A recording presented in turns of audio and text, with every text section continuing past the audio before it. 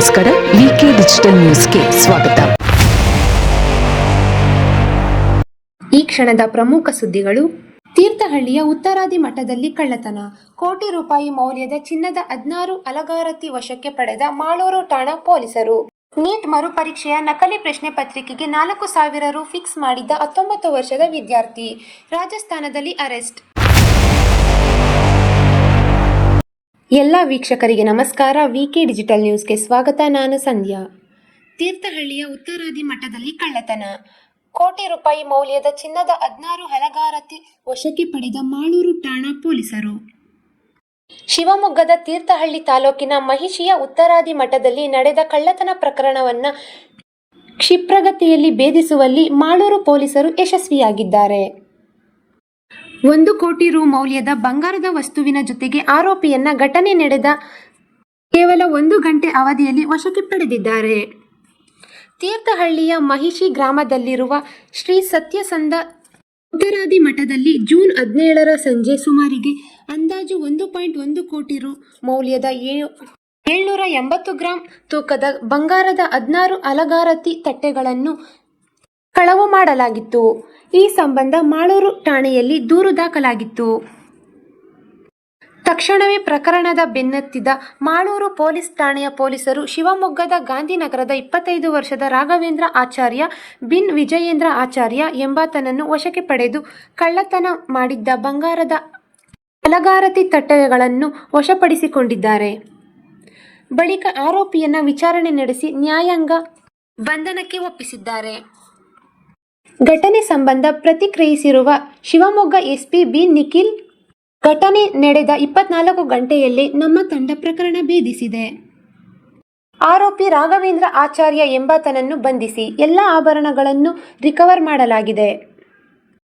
ರಾಘವೇಂದ್ರ ಆಚಾರ್ಯ ಮಹಿಷಿ ಮಠದ ಗುರುಗಳ ಜೊತೆ ಇದ್ದ. ಗುರುಗಳ ಇನ್ನೊಬ್ಬ ಶಿಷ್ಯನ ಜೊತೆ ರಾಘವೇಂದ್ರಗೆ ವೈಷಮ್ಯ ಇತ್ತು. ಆತನಿಗೆ ಕೆಟ್ಟ ಹೆಸರು ತರಲು ಈ ಕಳ್ಳತನ ಮಾಡಿದ್ದಾನೆ. ನಮ್ಮ ಅಧಿಕಾರಿ ಸಿಬ್ಬಂದಿ ಆರೋಪಿಯನ್ನ ಬಂಧಿಸಿ ಎಲ್ಲಾ ಮಾಲ್ ರಿಕವರಿ ಮಾಡಿದ್ದಾರೆ. ಪ್ರಕರಣ ಪತ್ತೆ ಹಚ್ಚಿದ ಪೊಲೀಸ್ ತಂಡಕ್ಕೆ 10,000 ಬಹುಮಾನ ಘೋಷಣೆ ಮಾಡಲಾಗಿದೆ ಎಂದು ಮಾಹಿತಿ ನೀಡಿದ್ದಾರೆ. ಇನ್ನು ಉತ್ತರಾದಿ ಮಠದಲ್ಲಿ ಕಳ್ಳತನ ನಡೆದ ಮಾಹಿತಿ ದೊರಕಿದ 30 ನಿಮಿಷದಲ್ಲೇ ಪೊಲೀಸ್ ಅಧಿಕಾರಿ ಸಿಬ್ಬಂದಿ ಸ್ಥಳಕ್ಕೆ ಭೇಟಿ ನೀಡಿ ಪರಿಶೀಲಿಸಿದ್ದಲ್ಲದೆ ಹಿರಿಯ ಅಧಿಕಾರಿಗಳಿಗೆ ಮಾಹಿತಿ ನೀಡಿದ್ದರು. ಸುಮಾರು 1 ಕೋಟಿ ರು ಮೌಲ್ಯದ ವಸ್ತು ಕಳ್ಳತನವಾದ ಹಿನ್ನೆಲೆ ವಿಶೇಷ ತಂಡವನ್ನು ಕೂಡ ರಚಿಸಲಾಗಿತ್ತು. ತೀರ್ಥಹಳ್ಳಿ ಡಿವೈಎಸ್ಪಿ ಅರವಿಂದ್ ಕಲಗುಜ್ಜಿ ಅವರ ಮಾರ್ಗದರ್ಶನದಲ್ಲಿ ತೀರ್ಥಹಳ್ಳಿ ಠಾಣೆ ಇನ್ಸ್ಪೆಕ್ಟರ್ ಇಮ್ರಾನ್ ಬೇಗ್ ಹಾಗೂ Malur circle inspector Rajashekhar L ಅವರ ನೇತೃತ್ವದಲ್ಲಿ ವಿಶೇಷ ತಂಡವನ್ನು ರಚಿಸಿ ಪ್ರಕರಣ ಭೇದಿಸಲಾಗಿದೆ. ಈ ತಂಡದಲ್ಲಿ ಮಾಳೂರು ಪಿಐಎಸ್ ಸುನಿಲ್, ಸಿಬ್ಬಂದಿಗಳಾದ ಅಂಗೇಗೌಡ, ಸುರಕ್ಷಿತ್, ಶಾ ಕುಮಾರ್, ರವಿ, ಸುರೇಶ್ ನಾಯಕ್, ಸಂತೋಷ್, ವಿನಯ್ ಕುಮಾರ್ ಹಾಗೂ ಚಾಲಕರಾದ ಅವಿನಾಶ್ ಇದ್ದರು. ನೀಟ್ ಮರುಪರೀಕ್ಷೆಯ ನಕಲಿ ಪ್ರಶ್ನೆ ಪತ್ರಿಕೆಗೆ 4,000 ರು ಫಿಕ್ಸ್ ಮಾಡಿದ್ದ 19 ವರ್ಷದ ವಿದ್ಯಾರ್ಥಿ ರಾಜಸ್ಥಾನದಲ್ಲಿ ಅರೆಸ್ಟ್. ವಿಪಿಎನ್ ಬಳಸಿ ಟೆಲಿಗ್ರಾಂನಲ್ಲಿ ನೀಟ್ ಮರುಪರೀಕ್ಷೆಯ ನಕಲಿ ಪ್ರಶ್ನೆ ಪತ್ರಿಕೆ ಹಂಚುತ್ತಿದ್ದ 19 ವರ್ಷದ ವಿದ್ಯಾರ್ಥಿಯನ್ನು ರಾಜಸ್ಥಾನದಲ್ಲಿ ಬಂಧಿಸಲಾಗಿದೆ.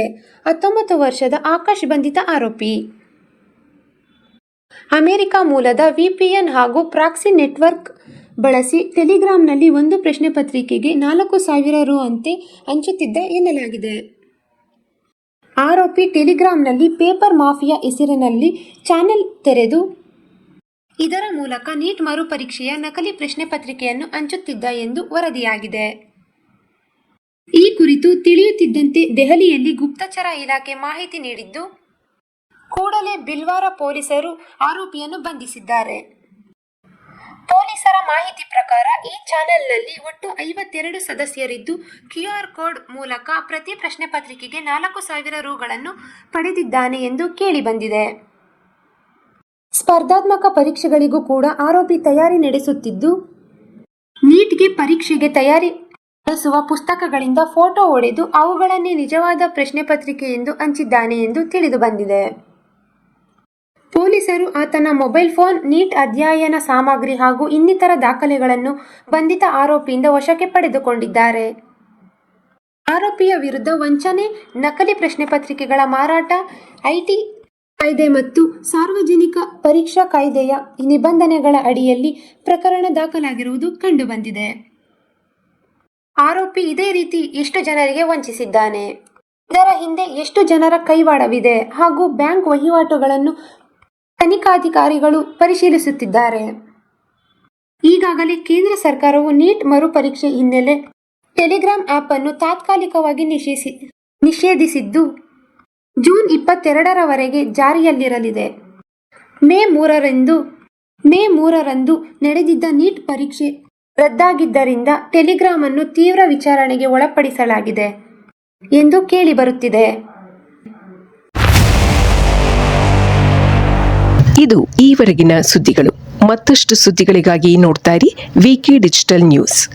ವೀಕ್ಷಕರೇ, ವಿಕೆ ಡಿಜಿಟಲ್ ನ್ಯೂಸ್ ಯೂಟ್ಯೂಬ್ ಚಾನಲ್ ಅನ್ನು ಲೈಕ್ ಮಾಡಿ, ಸಬ್ಸ್ಕ್ರೈಬ್ ಮಾಡಿ ಮತ್ತು ಹೆಚ್ಚಿನ ಜನರಿಗೆ ಶೇರ್ ಮಾಡಿ.